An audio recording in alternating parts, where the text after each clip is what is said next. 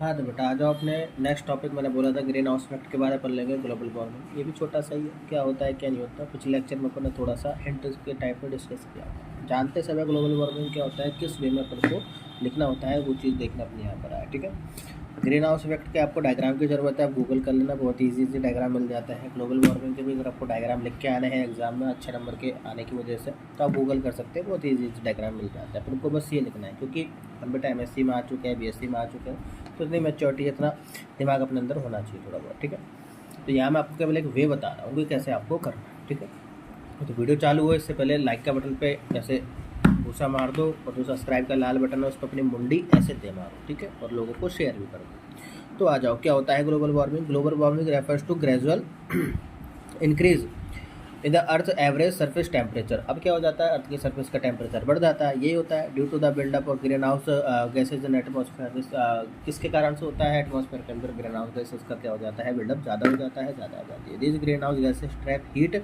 From the sun, जो कि सन से आने वाली रेजों को रोक लेती है, उनको ट्रैप कर लेती है, and prevent it escaping back into the space, जो कि उनको वापस एटमॉस्फेयर जाने में रोकती है, जिसकी वजह से क्या हो जाता है, प्लैनेट वार्म हो जाता है, और ग्लेजुअली ओवर टाइम उसका क्या हो जाता है, टेम्परेचर इंक्रीज हो जाता है। ब्ला ब्ला ब्ला ब्ला, वही सेम सारी बातें होती है। ठीक है, आप आराम से पढ़ लीजिएगा।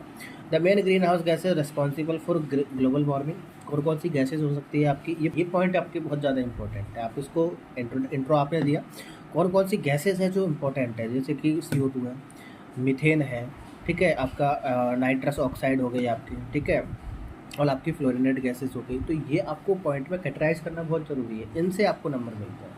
ठीक है, अब कार्बन डाइऑक्साइड तो उसके बारे में थोड़ा देख दिया। Release primarily from burning fossil fuel. Fossil fuel को बर्न करने से रिलीज होती है। फॉसिल फ्यूल कौन कौन से, कोल हो सकता है, ऑयल हो सकता है, नेचुरल गैसेज हो सकती है। ठीक है, अब इन सब का यूज कहाँ किया जा रहा है, कोल का, ऑयल का, नेचुरल गैसेज का एनर्जी एंड ट्रांसपोर्टेशन में यूज़ किया जा रहा है। किया जा रहा नहीं किया जाएगा, ट्रांसपोर्टेशन कहीं भी हो रहा है, कोल का यूज़ है, ऑयल का यूज़ है, एनर्जी बनाने के लिए किसका, नेचुरल गैसेज का यूज़ है, as well as from deforestation. Deforestation मतलब जंगलों की कटाई करना, एंड सर्टेन इंडस्ट्रीज प्रोसेस के लिए जंगलों का डिफॉरेस्टेशन कर देना। उससे भी CO2 गैस का क्या हो रहा है, इंक्रीमेंट हो रहा है, जिससे CO2 गैस एनवायरनमेंट में बहुत ज़्यादा हो गई है, जिससे हीट ज़्यादा कैप्चर हो गई है, ग्लोबल वार्मिंग हो गई है।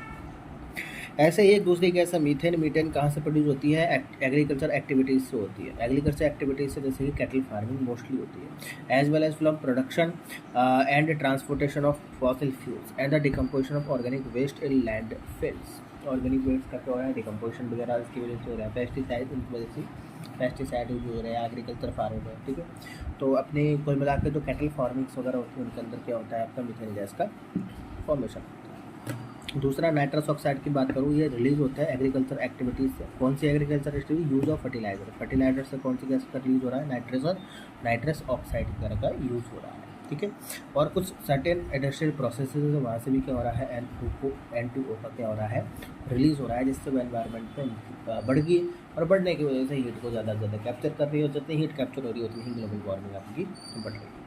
ठीक है, चौथा होता है फ्लोरिनेटेड गैसेज। सिंथेटिक गैसेज है ये, जिनका यूज होता है इंडस्ट्रीज प्रोसेसेस में, जैसे कि रेफ्रिजरेशन वगैरह हो गया, एयर कंडीशन हो गया। ठीक है, रेफ्रिजरेशन यानी कि फ्रिज के अंदर, और एयर कंडीशन यानी कि AC के अंदर क्या हो रहा है, इनका गैस का यूज़ हो रहा है। अब ये भी जितना ज़्यादा AC चलाओगे उतना ज़्यादा, हर घर में फ्रिज है बेटा, हर घर में AC आजकल लगे, जिनके मन में उनको फ्रिज तो एटलीस्ट है ही है कि नहीं। तो उन सबसे कौन सी गैस यूज़ हो रही है आपकी, फ्लोरिनेट गैसेज रिलीज हो रही है, जो कि एटमॉस्फेयर में जा रही है, हीट को कैप्चर कर रही है, और ज़्यादा से ज़्यादा क्या हो रही है, ग्लोबल वार्मिंग को बढ़ा रही है। As the level of these green house gases increase the atmosphere temperature, more heat get trap causing earth average temperature to rise over time. तो इससे क्या हो जाता है, अर्थ का एवरेज टेम्परेचर बढ़ जाता है। This temperature increase known as global warming, इसको अपने ग्लोबल वार्मिंग का नाम दे देते हैं।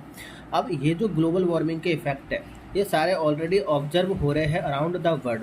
अब कौन कौन सी जगह पर अपन को ऑब्जर्व हो रहे हैं, कौन कौन से अपन को फील हो रही है, ये चीज़ अपन देख लेते हैं। देखो, ऐसे पॉइंट में कैटेगराइज करने के बाद अपन को ये पॉइंट्स लिखें। अब कैसे लिखेंगे अपन, इस चीज़ को देख लेते हैं।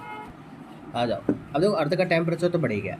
अब बढ़ने के बाद क्या क्या चीज़ें ऐसी हो रही होंगी, जैसे कि राइजिंग सी लेवल बढ़ रहा है। क्यों, जैसे ही अर्थ गर्म होती जा रही है, अर्थ वार्म, तो ग्लेशियर शीट और आइस शीट की होती जाएगी, मेल्ट होती जा रही है। अब जितनी जितनी ज़्यादा ग्लेशियर्स अपने पिघलेंगे उतना ही ज़्यादा पानी बढ़ेगा, क्योंकि ग्लेशियर पिघलेंगे तो पानी बढ़ेगा, जिससे क्या हो सकता है, आपका फ्लडिंग आ सकती है, और इरोशन वगैरह आपके लीड कोस्टल फ्लडिंग यानी कि बाढ़ वगैरह आ सकती है, इरोशन वगैरह हो सकता है।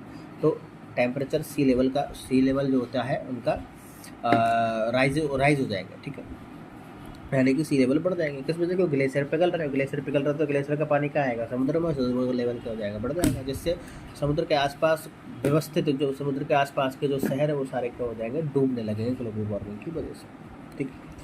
और एक्सट्रीम वेदर इवेंट्स होने लग गए हैं, जैसे कि global warming can contribute to more frequent and intense heat wave वगैरह आ रही है, ड्रॉट्स वगैरह आ रहे हैं, ठीक है, तूफान वगैरह आ रहे हैं, ठीक है, तूफान स्टॉर्म्स वगैरह आ रहे हैं, एक्सट्रीमली वेदर इवेंट्स आपके हो रहे हैं, बहुत ज़्यादा चेंजेस हो रहा है वेदर के अंदर, ठीक है। और क्या हो सकता है? चेंजेस इन प्रेसिपिटेशन पैटर्न्स में चेंजेस आ रहे हैं। सब रीजन्स में क्या हो रहा है? में एक्सपीरियंस मोर रेनफॉल, बहुत ज़्यादा से ज़्यादा बारिश को क्या किया जा रहा है? फील किया जा रहा है। While other way because dryer, और बहुत से एरिया ऐसे हैं जहाँ पर बहुत ज़्यादा बारिश है, बहुत से एरिया ऐसे हैं जहाँ पर सूखा पड़ा है। ये सारा किस वजह से हो रहा है? ये ग्लोबल वार्मिंग में चेंजेस की वजह से हो रहा है, ठीक। इकोसिस्टम आपका डिस्ट्रप्शन हो रहा है, डिस्ट्रप्शन हो रहा है आपका, ठीक है, डिस्टर्ब हो रहा है एक तरीके से। तो changes in temperature weather pattern can disrupt ecosystem, leading the shift in the range and behavior of plants and animals and potentially cause species extinction, ठीक है। अब इसके क्या हो रहा है? ग्लोबल वार्मिंग जैसे हो रही है ना बेटा, तो इसकी वजह से क्या हो रहा है? आपका टेम्परेचर में चेंजेस आ रहे हैं, जिसकी वजह से पूरा इकोसिस्टम क्या हो रहा है? डिस्टर्ब हो रहा है, जिससे क्या हो रहा है? शिफ्टिंग हो रही है। क्या हो रही है? शिफ्टिंग हो रही है। शिफ्टिंग किस चीज़ की? एनिमल्स की हो रही है, प्लांट्स की हो रही है। तो क्या होने जा रहा है? उस वाले एरिया से जाते जा रहे हैं, और वहाँ से हो सकता है कि कुछ स्पीसीज ऐसी होती है जो एक्सटिंक्ट भी हो जाती है। तो एक्सटिंक्शन जो होता है, ठीक है, आपके एनिमल्स की, प्लांट की स्पीसीज की शिफ्टिंग जो हो रही है वो भी किसकी वजह से हो रही है? ग्लोबल वार्मिंग की वजह से हो रही है। ह्यूमन हेल्थ पे तो आपका इम्पैक्ट डालता है। Global warming can increase the risk of heat related illness. Heat related illness को क्या कर देता है? इंक्रीज कर देता है।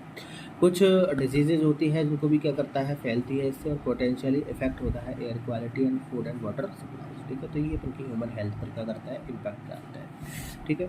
To address global warming efforts are being made to reduce greenhouse gases emissions by transitioning to clear energy sources, improving the energy efficiency, protecting restoring forest and adopting more sustainable practices in various sectors such as agriculture and industry, ठीक है। तो ये सारी चीज़ों को अपन को ध्यान में रखना चाहिए, सारी की सारी एनर्जीज को, सोर्सों को अपन को क्लीन करके रखना चाहिए। बहुत से ऐसे सेक्टर्स हैं जहाँ पर अपन ध्यान दे सकते हैं, एग्रीकल्चर हो गए, इंडस्ट्रीज वगैरह, ठीक है।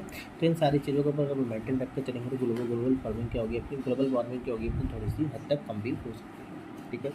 तो ये चीज़ आप पढ़ लीजिएगा, सारे के सारे पॉइंट्स आप देखेंगे, ठीक है। ऐसे पॉइंट्स अपन को कैटेगराइज करना है, ठीक है। इसके बाद अपन ने इससे पहले देखे थे कि ये वाले पॉइंट्स को अपन ने कैटेगराइज करते हैं कौन कौन सी ग्रीन हाउस गैसेज होती है।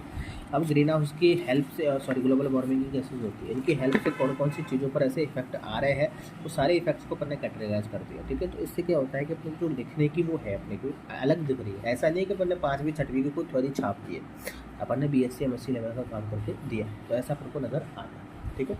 बहुत बहुत धन्यवाद आपका। चैनल में आपको समझ में आया हो तो लाइक का बटन ऐसे टक से ठोक देना, और सब्सक्राइब का जो बटन है उसको अपनी मुंडली जाके ऐसे मार देना, और इस वीडियो को शेयर भी करना, ठीक है। मिलते हैं अपन के नेक्स्ट लेक्चर में, उसमें देखते हैं अपन ओजोन डिप्लीशन। बहुत बहुत धन्यवाद आपका। Bye bye.